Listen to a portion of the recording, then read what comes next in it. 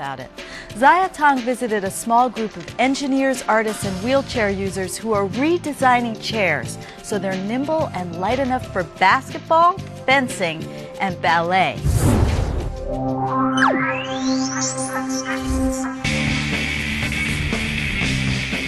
There are 2 million wheelchair users, and they're looking toward that next piece of technology that can improve their freedom of movement.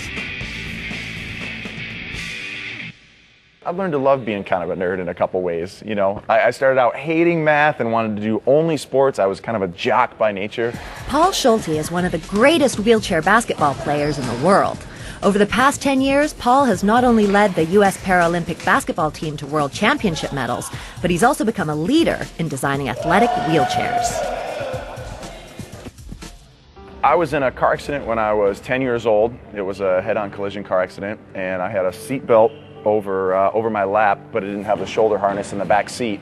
So I kind of just went forward really fast and fractured a low vertebrae and became a spinal cord injury.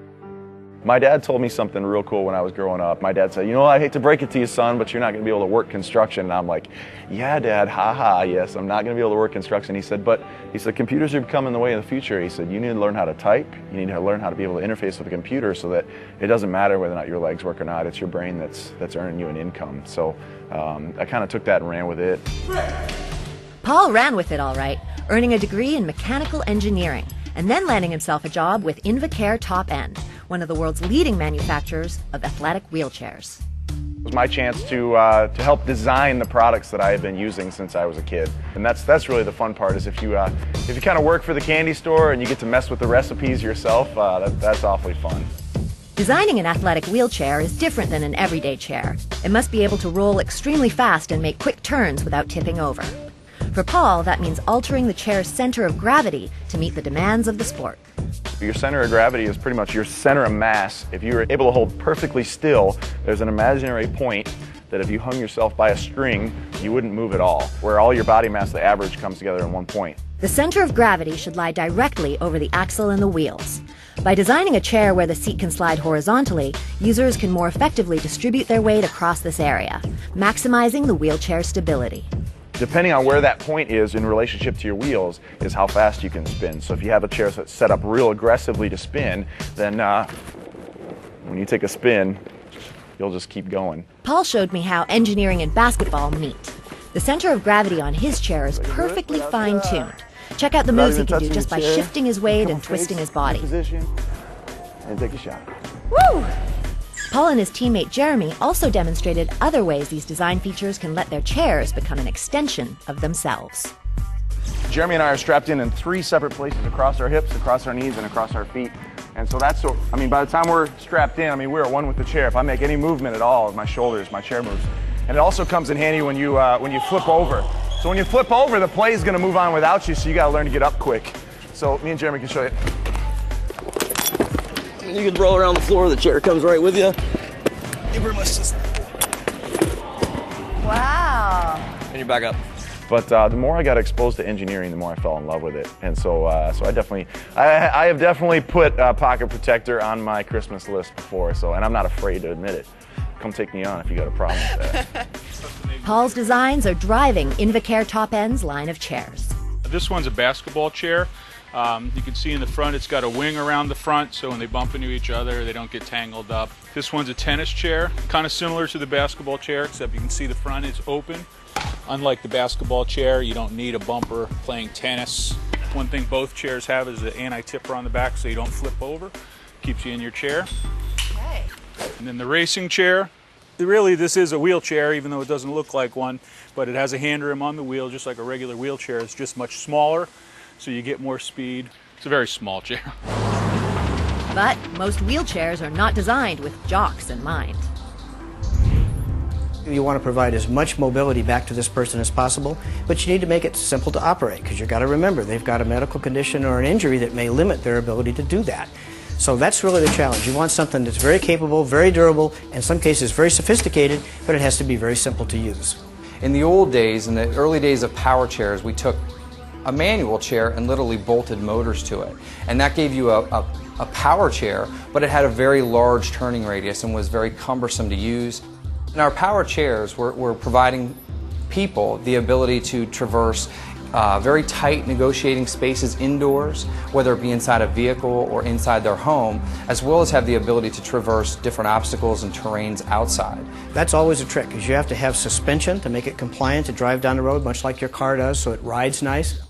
Everything that Pride makes for mobility is a little electric vehicle. All the energy is provided by batteries, storage batteries that are in the vehicle, and that provides all your steering and all your propulsion. And when you go to slow down, that energy is captured in regeneration by the motors, and it recharges those batteries. So just like a hybrid? Exactly like a hybrid. Some people have circulation problems. They may need to recline or tilt or level their body out or raise their feet. We have to be able to build that into the chair for them, so not only they're mobile, but they can actually meet their medical needs while they're being mobile. You always design the functionality first. You get it to be able to do exactly what you need it to do. And then you sit down and you design with the stylist what it's going to look like. Because this is going to be used by someone who wants to have that represent their being. When they sit in this chair, that's them. Some of the styling is, for instance, very athletic, very outgoing people. They want something that doesn't look like grandma's wheelchair. They want something that looks like maybe something to be used in a sports activity. Advances in wheelchair tech are tearing down the barriers that once stood between the physically disabled and sports.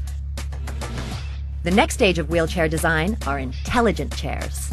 When you look at mechanical engineering, typically most engineers who graduate work in the aerospace industry, in the automobile industry, and rehab engineering is a new field compared to those industries, but it's just as exciting because you work with robotic devices, you work with wheelchairs that use sophisticated technologies.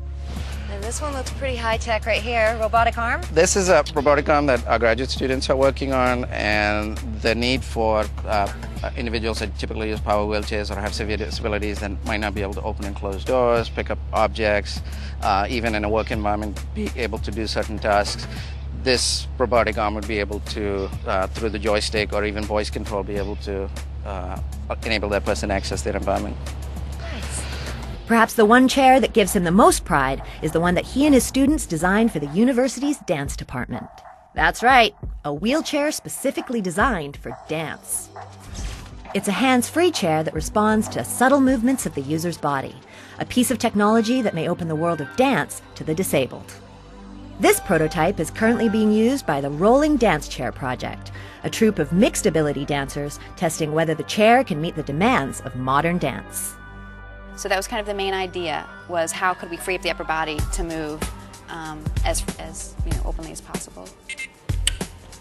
So the way this works is if I lean forward, the chair moves forward in the space. If I lean back, if I turn, then the chair also moves with the body motion of the person in it. And you look like you're gliding. And so then we start, mixing other chairs in there, and, this is how we all start, dancing together. Traditionally, wheelchairs have always had a negative stigma about it. I think as society, we've looked at wheelchairs as being confining. But really, what we'd like to do is the opposite, use wheelchairs to allow people to participate in various activities in society. The physically challenged who share in these breakthroughs are pushing their own boundaries, and they're helping move an entire population toward lives of greater self-reliance. For Wired Science, this is Zaya Tong. Rosalie